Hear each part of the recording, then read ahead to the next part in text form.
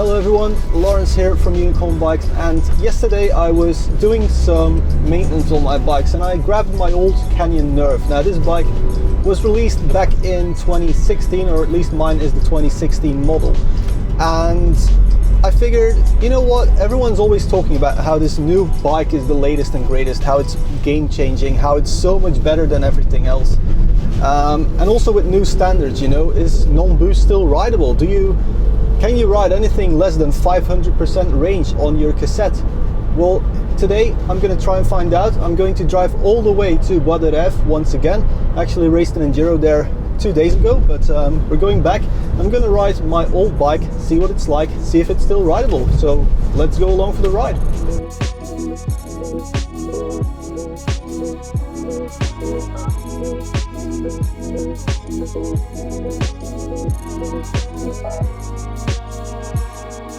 Right, so this is the 4-year-old bike in question. As you can see, it kind of looks more like a 4-cross bike right now than it used to, because I used to actually race cross country on it. So here are a few of the modifications I did to it to make that happen. So first up, I've got the Race Face Effect 35mm bar and stem combo on here instead of the original 90mm stem iridium stuff from Canyon. I hate these bars and stems, especially for bike park stuff, because they're way too stiff, but it's okay, I guess. Another modification I did a really long time ago was I actually put on rocket rons. These are 2.6 inches wide. However, the rims are still only 21mm, so you get these very balloony tires and you can actually roll them off of the rim. That's why I'm running slightly higher pressures than usual. Fork still stock, the shock as well. And the main thing you may notice is this is a triple chainring in the front. So that's a 22, 32 and a 42. That's made it to an 11 to 32 cassette in the rear. And I did upgrade this derailleur because I wanted one with a clutch. Got this one second hand. It used to come with this non-clutched XT derailleur. So that's why this one was swapped out. There wasn't even a clutch on there. So that's something to keep in mind, especially of course because we've got a triple chainring in the front. And then another change is the seat post. This is a cut down, I think it's a Pro seat post instead of the standard Canyon Iridium one. Obviously I've got one for jumping, one for actual riding. So I used to race cross country with this combination, but because I usually just loan this bike out to shorter friends, that's why there's now a very short seat post in, and I'll keep this one in because I prefer to wreck my knees on the climbs to wrecking my face on the descents. So while the tree bike is perhaps a really weird thing to see nowadays, it's actually really handy to climb. Now, I don't have a dropper seat post, so I'm not going to get comfortable climbing this, but having that little 22 tooth in the front is actually really handy. Alright, so at least it looks like I made it here. My knees are still working. This little 22 in the front, actually not that bad, but now I'm going to head down the roughest trail here to see just how much chain slappage and chain deraillering is going on here in the front with the 3x. The main confusing thing for now is this is not my dropper post, and I really miss having a dropper post. Well, I'm just going to throw it in the 42 in the front. See what happens. I haven't ridden these flat pedals in ages, so that should be handy. Bonjour. And this will be my first jump on flat pedals in a really long time.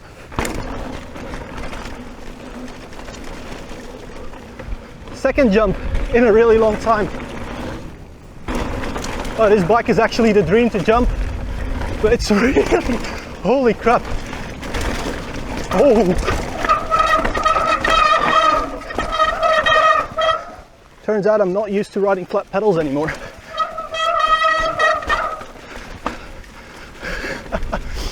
Okay.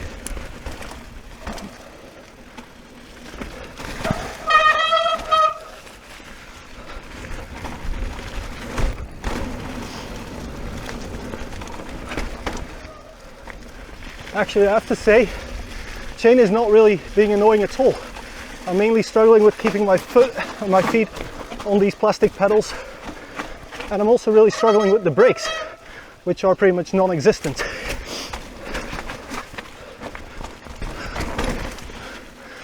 And it's so slippery on these rocket runs. I thought it was alright, but that was because I was still running the DHF-DHR combo. Rocket runs are a slightly different story.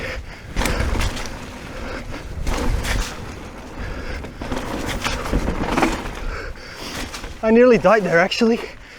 Okay, but now back up the hill, and this is where I really struggle with the tree bike, because first I have to shift in the front, and only then can I start shifting in the rear. And I have to winch myself back up this hill at this crazy low saddle position. It's awesome for riding down the hill, but I really miss having a dropper post.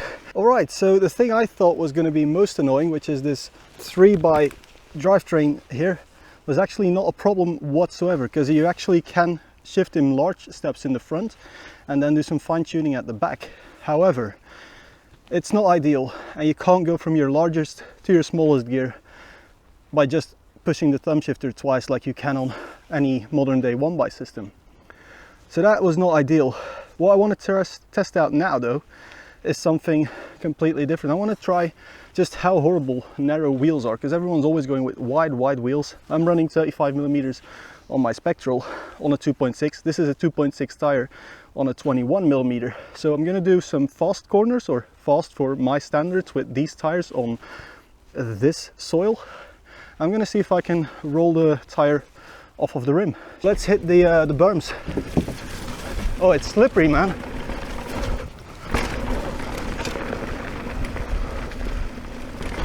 Oh, so the tires aren't rolling off yet because it's just really slippery, and I don't think they can run off actually. My feet though are all over the place. I'm kind of doing unintentional no-footers a lot more than I really want to. But I mean, these are the same plastic pedals as I run on my commuter bike, so maybe that's the reason. Oh, it's so slippery. I think berms are to the left here. So confused. Okay. Oh my god. Zero control. Whoops. Nope. Weren't gonna make that corner. Anyway, slippery berms.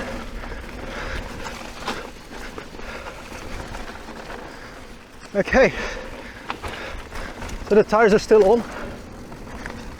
That wasn't really a problem, but I am running much higher pressures than I usually would. So I'm running 26 in the front, whereas I used to race cross country on 22, and that's why in cross country I did sometimes roll my front tire. And again, doing no footers all over the place, and now trying to get back into that 22 tooth in the front without snapping the chain, and there's just nowhere, absolutely nowhere to put my butt. The saddle is about the same height as my rear tire, so that's really annoying actually. Alright, so what I'm struggling with most really is just keeping my everyday sneakers on these plastic pedals, the same as I have on my commuter bike. It's not really horrible, but it's a bit sketchy at best. So I haven't really been able to push hard enough on this slippery soil with these low profile tires to see if I can run the tire off of the rim. But I have done it before at lower pressures. The reason I don't want to go lower is because I'm all alone here in the woods, and I don't really want to go on my phase all that hard. So I'm going to move on to the next step, which is geometry testing. As you can see, the head angle on this bike is ridiculously steep. It's probably steeper than on my cyclocross bike. And so what we're going to do is we're going to go down a really fast one. Slight swoopy corners, no steep stuff, no sharp corners, just fast, rooty, slippery. And we're going to check for stability, see what it's like. This time I'll remember that this is a front derailleur and not a dropper post. So now we're on the 42 in the front. Awesome to have. And this one actually starts off pretty flat. I usually even ride this part seated. That's not going to happen today. All right, off to the right here. Whoops. This would be a jump if I actually had the speed out of that corner. And here it gets kind of swoopy. incredibly slippery today. And the thing is, I'm doing commentary, so I can't speed up the footage because it would show too much. Anyway, I'm gonna take it easy down this bit so I'm not out of breath on the important part,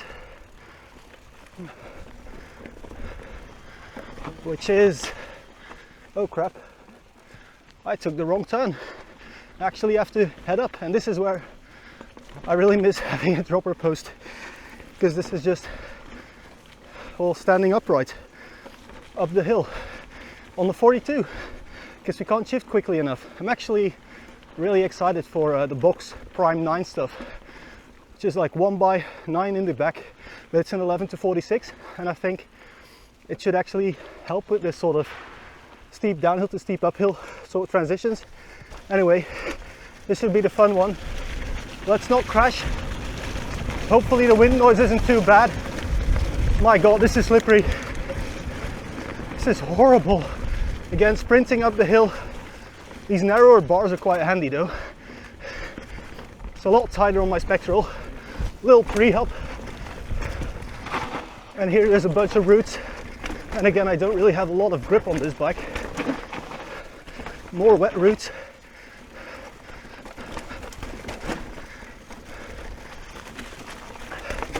And so it's not quite as stable as I would like with my spectral, and especially with more progressive geometry bikes.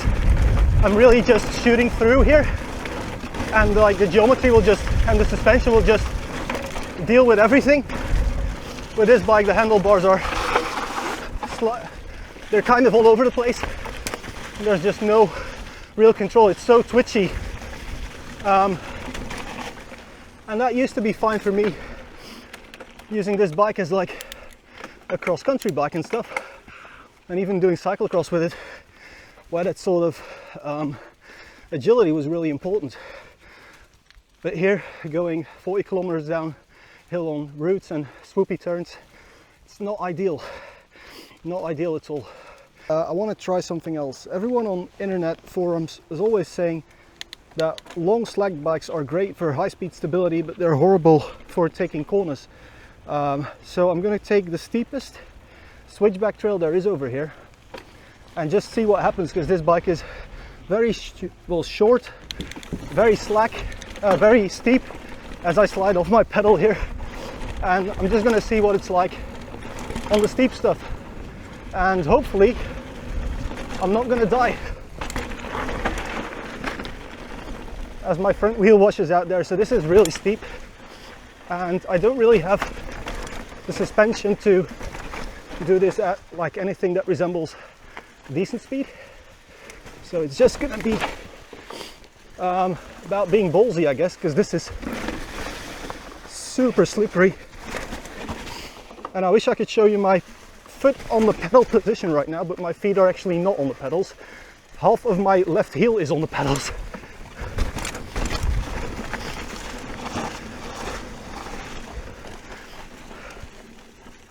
So that was sketchy. Did the bike corner well? Actually, yeah, it really did. It's sketchy and just scary, but it did take those corners really well, actually.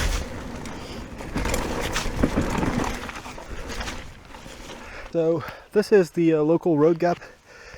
It's not big. It's about 4 meters, 4.5 meters. Height-wise, say about 1.5 meters of a step down. But as you can see here, there's just zero grip, a lot of leaves. There's actually a second drop on the left over there. Impossible to make, as you can see from the tire marks. Most people transition into the right over there because there's no grip. Why am I saying this? Well, because while I have bottomed out the rear suspension, I haven't actually bottomed out the front yet. And this bike has these beautiful quick releases. So these are not boost, or the 7 or 9 millimeters, I don't know, but they're the quick release sort of axle. Is it going to be stiff enough?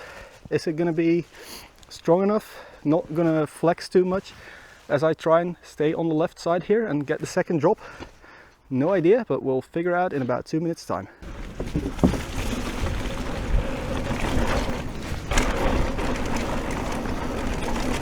Oh my god, this is so sketchy. This one, beautiful, beautiful. Let's get my feet on the pedals. I'm scared actually. I'm actually really scared of doing this. Oh! That was a bottom out and a half. Not at all able to make the left-hand corner. I just rebounded so hard I came straight off of the pedals. So no chance of making the corner. And this is a pretty steep roller. Okay, let's do the last bit as well.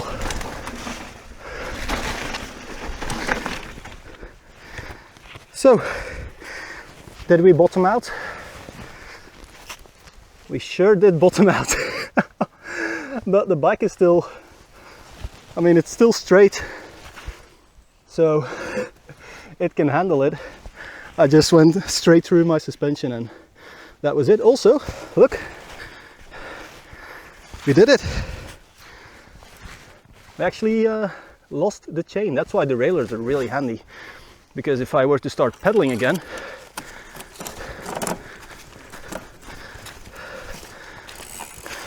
chain's back on. So as it turns out, this bike is actually not all that bad. We tested most of the things. The quick release axles really aren't a problem at the sort of speeds that I can go at right now. The tires, same thing, there's just not enough grip to become a problem. I think if it was really dry or like this perfect grip conditions with like a really knobbly tire on there, maybe it could become a bit too flexible, but for now it's perfectly fine. The main thing I'm struggling with is not being able to shift quickly from a really high gear to a really low gear, because you know there's two derailleurs to work with and you have to time it pretty decently to get it right. And then not having a dropper post, that's really hurting me and my poor little knees. And then the pedals as well. Now I know what you're all saying, Lawrence, you have mallets in the car, why don't you go swap pedals? Well, I forgot my shin pads and I don't want to go to the hospital again. So I'm running plastic flat pedals for now. All right, next up, more berms, switchbacks, that sort of stuff. So we're gonna go straight here, Sam Hill it through this flat corner, and there's a little catch berm over here, in between the trees. Slippery, and then some tight stuff where short wheelbases really matter apparently. Sprint a little bit, pre-hop this. A little bit of a jump here, and then we have the rootiest berm ever. Another drop, and back into these guys. Alright, so I just got super lucky. There's someone here who actually watches my videos occasionally, and this is the old Nerf rebranded into Neuron. This is the 2018 model. Actually, it looks like Canyon has fixed everything that I'm complaining about today. So we do have a dropper post, nice and short stem, very low head tube actually. It's really nice. A 34 instead of a 32mm stanchion fork, so it's somewhat stiffer. One by with a little chain guide so the chain doesn't come off. Actually, new bike looks really nice, and apparently it's also really nice to ride. So who would have thought this bike that was rideable in 2016 is still rideable in 2019? But it was actually really interesting to go back to this bike from my enduro race bike behind me, and I'm gonna go back out, ride it some more, but my GoPro is out of memory. So I figured I'd put everything back in the car and actually have some fun without worrying about camera gear. But yeah, 2016 Canyon Nerf, it's now the Neuron. I showed you the new model as well. That was massive amount of luck that there was someone with the new model there, so massive thanks for letting me show the people that bike as well. But yeah, I'm gonna head back up the mountain hill, if you can call it a hill, and have some fun. Thank you guys very much for watching. I hope to see you in the next one. Cheers.